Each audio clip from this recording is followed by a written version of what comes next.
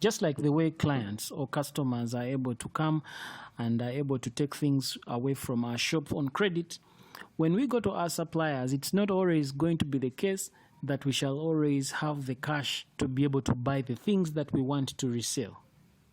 Sometimes we go to our suppliers and we purchase goods from them on credit.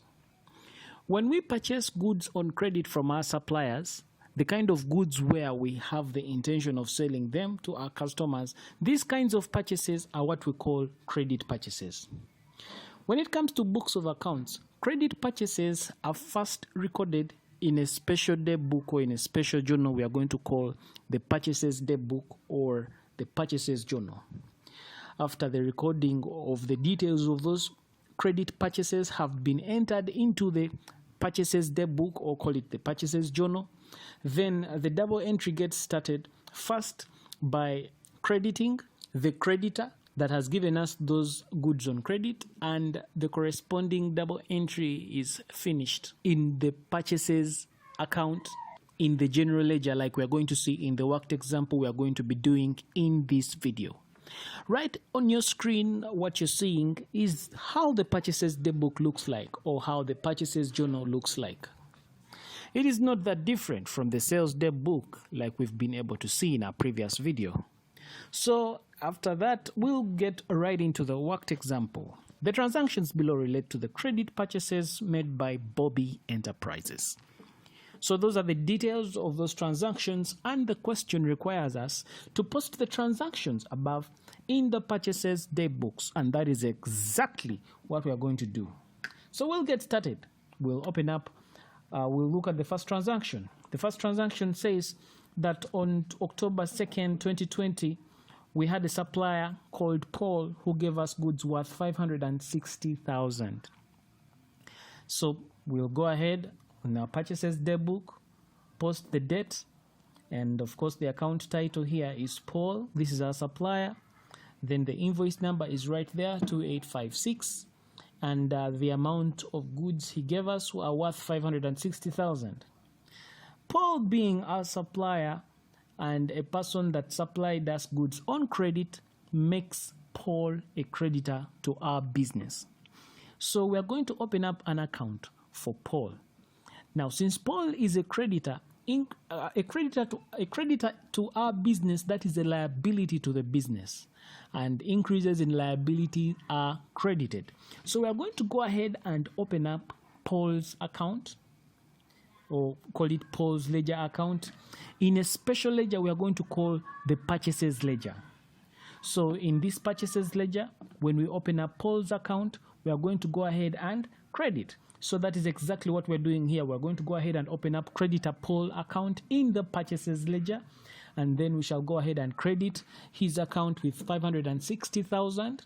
The other item affected is purchases, and this is in the Purchases Day Book, page 1. That's what we mean by PB1, and it happened on that date. So that's how we do it. We are going to keep crediting our creditors in the Purchases Ledger like this. We go on to the next transaction.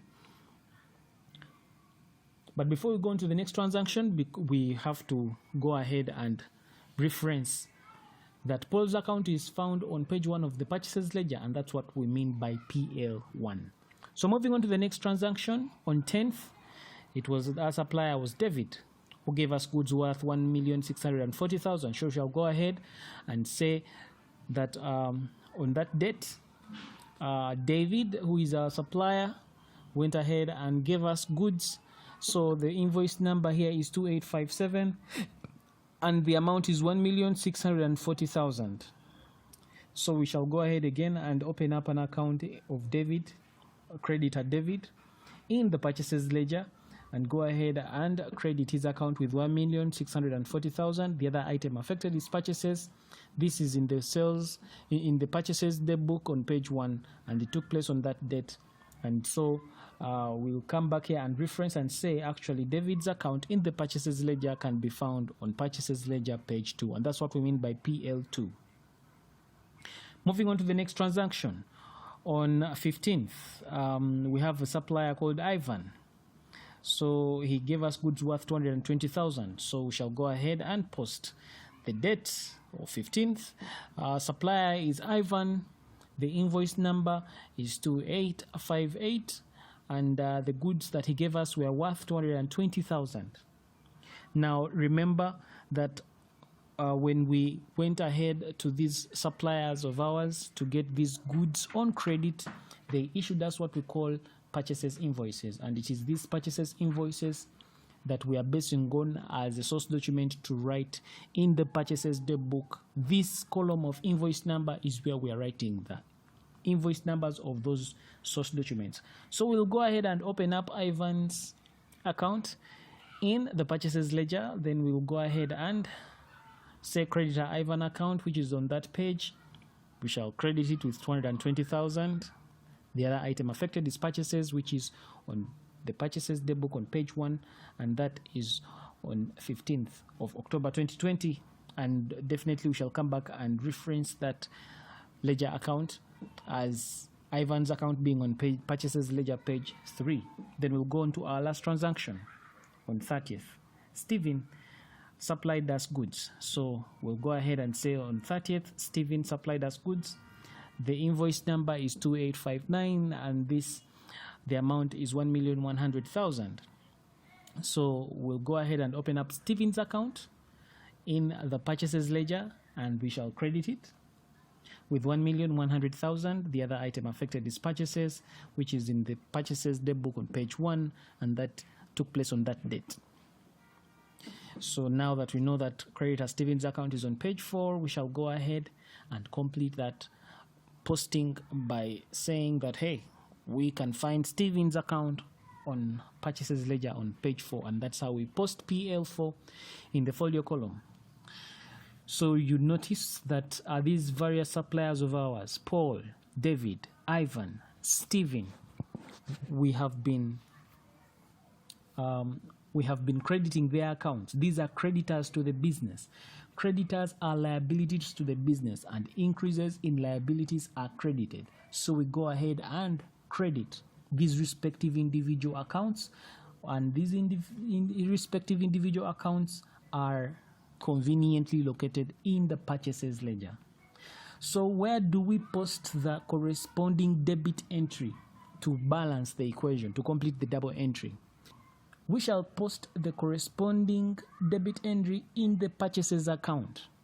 This purchases account is found in the general ledger, and what we post in the purchases account so happens to be the total of all these credit purchases. So we shall go ahead and add up the total of all these. The total of the credit purchases is 3,520,000, and it is that total that we are going to go ahead and post in the purchases account that we find in the general ledger.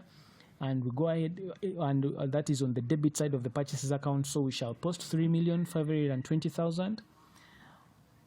The details being that these are the total credit purchases for the month. And we find these total credit purchases in the purchases daybook on page 1, and this took place on that date. So basically, that is how we make the postings that relate to purchases that are on credit. Again, this should not be confused with cash purchases. If it was cash purchases, it would mean that cash was exchanged, and because cash was exchanged, the book of prime entry here we deal with is the cash book. We already discussed this in our previous session. When it comes to the purchases daybook, it specifically deals with purchases on credit. Like this video if you like it. Be sure to subscribe if you've not yet subscribed. Check out other awesome accounting lectures on the channel. My name is Arnold Ranga Kuramia, and this is Kisembo Academy.